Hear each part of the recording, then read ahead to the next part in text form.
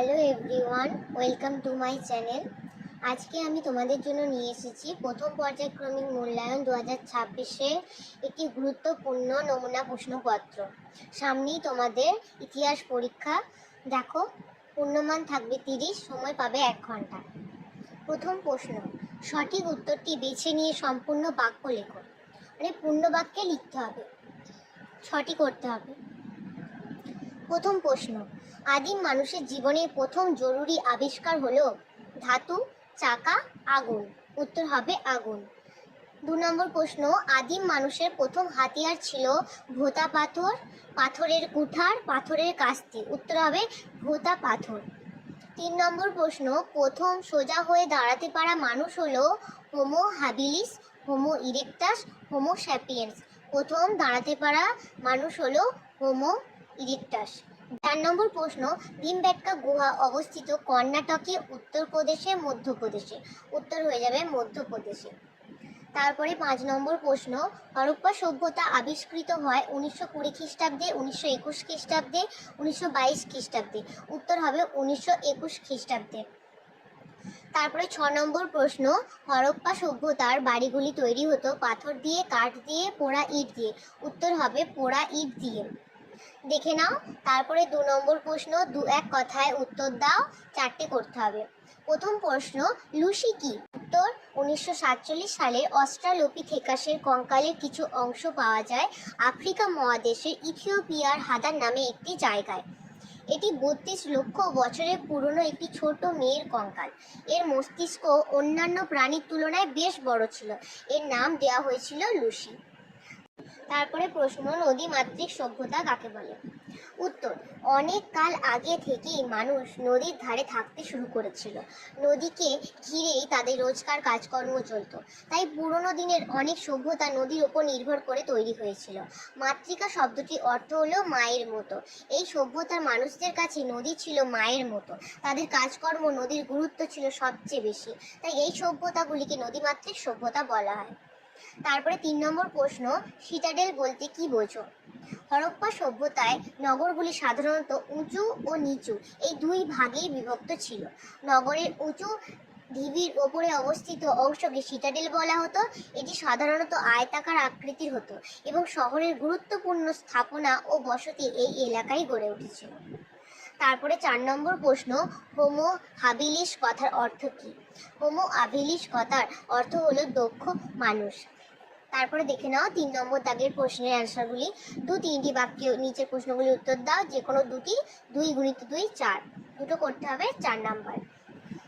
কিভাবে এর থেকে হোমিনিড বা 2 পায়ে দাঁড়াতে পারা মানুষ সৃষ্টি হলো? উত্তর, লক্ষ লক্ষ বছর আগে আফ্রিকার ঘন জঙ্গল কমে গিয়ে সাভানা তৃণভূমি সৃষ্টি হওয়ায় এবদের একাংশ গাছ থেকে নেমে মাটিতে চলাফেরা শুরু করে। ধীরে ধীরে পরিবেশের সাথে খাপ খাওয়াতে তাদের মেরুদণ্ড সোজা হয় এবং হাত দুটির ব্যবহার কমে যাওয়ায় তারা 2 পায়ে সোজা হয়ে দাঁড়াতে শেখে। এভাবে এব থেকে বিবর্তনের মাধ্যমে হোমিনিড বা 2 পায়ে দাঁড়াতে পারা মানুষের সৃষ্টি হয়। তারপরে প্রশ্ন, আদিম মানুষ যাযাবর ছিল কেন? উত্তর, আদিম মানুষের কোনো স্থায়ী বাসস্থান ছিল না, কারণ তারা খাদ্যের জন্য সম্পূর্ণভাবে প্রকৃতির ওপর নির্ভরশীল ছিল। এক স্থানের ফলমূল, পশু পাখি বা প্রাকৃতিক সম্পদ শেষ হয়ে গেলে খাদ্যের সন্ধানে তারা অন্য স্থানে চলে যেত। এছাড়াও প্রতিকূল আবহাওয়া এবং হিংস্র পশুর হাত থেকে বাঁচতে তারা নিরাপদ আশ্রয়ের খোঁজে যাযাবর জীবনযাপন করত। তারপরে 3 নম্বর প্রশ্ন, হরপ্পা সভ্যতার 2টি বৈশিষ্ট্য লেখো। প্রথম, হরপ্পা সভ্যতা ছিল মূলত নগর কেন্দ্রিক। সেখানে পরিকল্পিত রাস্তা, বাড়িঘর, প্রণালী ব্যবস্থা ছিল। 2 নম্বর, এই সভ্যতায় ব্যবসা বাণিজ্যের ব্যাপক প্রচলন ছিল, যার প্রমাণ পাওয়া যায় শিলমোহর ও পোড়ামাটির পাত্রের মাধ্যমে। তারপরে 4 নম্বর প্রশ্ন, মেহেরগড় কোথায় অবস্থিত? কে মেহেরগড় সভ্যতা আবিষ্কার করেন? উত্তর, মেহেরগড় সভ্যতা বর্তমান পাকিস্তানের বালুচিস্তান প্রদেশের কোয়েটা জেলার বোলান গিরিপথের কাছে অবস্থিত। আর ফরাসি প্রত্নতাত্ত্বিক জা ফ্রাসোয়া জারিস 1974 সালে এই সভ্যতা আবিষ্কার করেন। দেখো 4 নম্বর দাগের প্রশ্নগুলি 2টি করতে হবে 3 নাম্বার করে। নিচে যে কোনো 2টি প্রশ্নের সংক্ষিপ্ত উত্তর দাও। 3 × 2 = 6। প্রথম প্রশ্ন, মোহেনজোদারো স্নানাগার সম্পর্কে কি জানা যায়? মহেঞ্জোদারোর অন্যতম প্রধান আকর্ষণ ছিল তার বিশাল ও সুকল্পিত স্নানাগার। এই স্নানাগার সম্পর্কে যা জানা যায় তা হলো বিশাল আয়তন। স্নানাগারটি ছিল বিশাল আকারের। এর সামগ্রিক আয়তন ছিল লম্বায় 180 ফুট, চওড়ায় 108 ফুট এবং উচ্চতায় গভীরতায় 8 ফুট। কাঠামো: স্নানাগারটি ছিল আয়তাকার। এর মাঝামাঝি অংশে একটা বড় জলাশয় বা চৌবাচ্চা ছিল। প্রবেশ পথটি কেমন ছিল? জলাশয়ে নামার জন্য এর চারপাশ দিয়ে সিঁড়ির ব্যবস্থা ছিল, যাতে খুব সহজেই জলে নামা যায়। উন্নত জল নিকাশি ব্যবস্থা: এই স্নানাগারের জল পরিষ্কার রাখার জন্য বিশেষ ব্যবস্থা ছিল। এতে যেমন নতুন ও পরিষ্কার জল ঢোকানোর ব্যবস্থা ছিল, তেমনি অতিরিক্ত এবং নোংরা জল বের করে দেওয়ারও জন্য বিশেষ নিকাশি ব্যবস্থা ছিল। তারপরে প্রশ্ন, ভীমবেটকা কি? উত্তর, মধ্যপ্রদেশের ভোপালের কাছে বিন্ধ্য পর্বতের পাদদেশে ভীমবেটকা অবস্থিত। 1957 খ্রিস্টাব্দে এখানে বহু প্রাচীন গুহার সন্ধান পাওয়া যায়। এই গুহাগুলিতে পুরনো পাথরের যুগের আদিম মানুষের বসবাসের প্রমাণ মিলেছে এবং গুহার দেয়ালে তাদের আঁকা শিকার, বন্য পশু, পাখি ও মানুষের বিভিন্ন ছবি দেখা যায়। ছবিগুলিতে প্রধানত লাল ও সাদা রঙের ব্যবহারের লক্ষ্যই করা যায়। টিকা লেখো 1313। উত্তর, ইউরোপের স্পেন দেশে পাহাড়ি এলাকায় আলতামিরায় কয়েকটি প্রাচীন গুহার খোঁজ মেলে। এক প্রত্নতাত্ত্বিক তার ছোট্ট মেয়েকে নিয়ে গুহাগুলি দেখতে যান। গুহার এক দেয়ালে তার আলো ফেললে ষাঁড়ের ছবি দেখতে পান। গুহার ছাদে বিশাল বড় এই ষাঁড়ের ছবিটি দেখে মেয়েটি চিৎকার করে 1313 অর্থাৎ ষাঁড় ষাঁড় বলে ওঠে। এই ছবিটি প্রায় 50 থেকে 30 হাজার আগের গুহাবাসী মানুষের আঁকা। তারপরে 5-এর দাগের প্রশ্নগুলি দেখে নাও, দুটি করতে হবে। 5 × 2 = 10 নাম্বার। প্রথম প্রশ্ন, এগুলো কিন্তু খুব ইম্পর্টেন্ট প্রশ্ন, তোমরা ভালো করে প্র্যাকটিস করবে, দেখবে পরীক্ষায় এইগুলি আসবে। আদিম মানুষ জোট বেঁধেছিল কেন? জোট বাঁধার কি সুফল হয়েছিল বলে কি তোমার মনে হয়? সেটা তোমার নিজের ভাষায় লিখতে হবে। আদিম মানুষের জীবন ছিল অত্যন্ত অনিশ্চিত ও বিপদসংকুল, তাই নিজেদের নিরাপত্তা ও জীবিকার জন্য তারা দল বা জোট গঠন করেছিল। একা শিকার করা কঠিন ছিল, তাই দলবদ্ধভাবে পশু শিকার করত। হিংস্র জন্তুর আক্রমণ থেকে রক্ষা পাওয়ার জন্য একসঙ্গে থাকা প্রয়োজন ছিল। খাদ্য সংগ্রহ ও আশ্রয় খোঁজা সহজ করার জন্য তারা দল গঠন করেছিল। তারপরে পয়েন্টে লিখতে পারো, প্রাকৃতিক দুর্যোগ ও বিপদের সময় পরস্পরকে সাহায্য করার জন্য জোটবদ্ধ জীবনযাপন করত। তারপরে পয়েন্ট, পরিবার ও সমাজ গঠনে প্রাথমিক ধাপ হিসেবেও তারা একত্রে বসবাস শুরু করে। এবার সুফলগুলো কি হয়েছিল? জোটবদ্ধভাবে থাকার ফলে আদিম মানুষের জীবনে নানা উন্নতি ঘটে।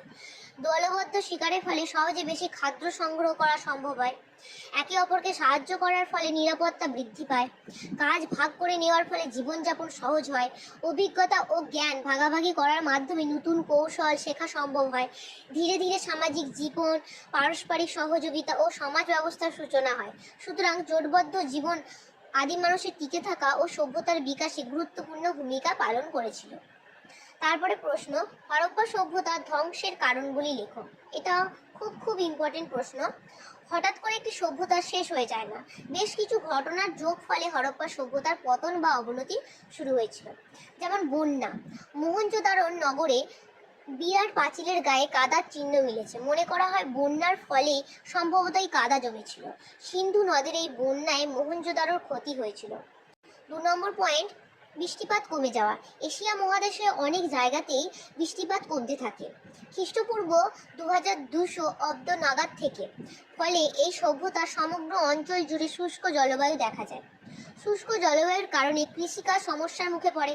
তাছাড়া বাড়ি তৈরির ইট পোড়ানোর জন্য চুল্লির জ্বালানি রূপে কাঠ ব্যবহার করা হতো। গাছ কেটে এই কাঠের যোগান দেওয়া হতো। ব্যাপকভাবে গাছ কেটে নেওয়ার ফলে বৃষ্টিপাতের পরিমাণটাও কমে যায়। 3 নম্বর পয়েন্ট, বাণিজ্য ভাটা। মেসোপটেমিয়ার সঙ্গে হরপ্পার বাণিজ্যে ভাটা পড়েছিল কত খ্রিস্টাব্দে? আনুমানিক 1900 অব্দের পর থেকে। এর ফলে হরপ্পার অর্থনীতির সমস্যায় পড়ে। 4 নম্বর পয়েন্ট, নগর শাসন ব্যবস্থার দুর্বলতা। ধীরে ধীরে হরপ্পার নগর শাসন ব্যবস্থাও দুর্বল হয়ে পড়েছিল। এইসব সমস্যাগুলি থেকে মুক্ত হতে না পারায় হরপ্পা সভ্যতা শেষ পর্যায়ে পৌঁছায় ও ধীরে ধীরে ধ্বংসের পথে এগিয়ে যায়। তারপরে প্রশ্নটা দেখে নাও, হরপ্পাবাসীর নগর জীবন কেমন ছিল? উত্তর, 1 নম্বর, নগর পরিকল্পনা। হরপ্পা সভ্যতার নগরগুলি পরিকল্পিতভাবে গড়ে উঠেছিল। শহরের রাস্তাগুলি ছিল প্রশস্ত ও সোজা। গৃহ নির্মাণ ব্যবস্থা, বাড়িগুলি পোড়া ইট দিয়ে তৈরি হতো এবং প্রতিটি বাড়িতে শৌচাগার ও স্নানাগার ছিল। তারপরে পয়েন্ট, প্রয়োগ প্রণালী ব্যবস্থা। শহরে উন্নত নিকাশি ব্যবস্থা ছিল, যা সে সময় অন্যান্য সভ্যতার তুলনায় অনেকটাই উন্নত ছিল। তারপরে পয়েন্ট, বাজার ও প্রশাসন।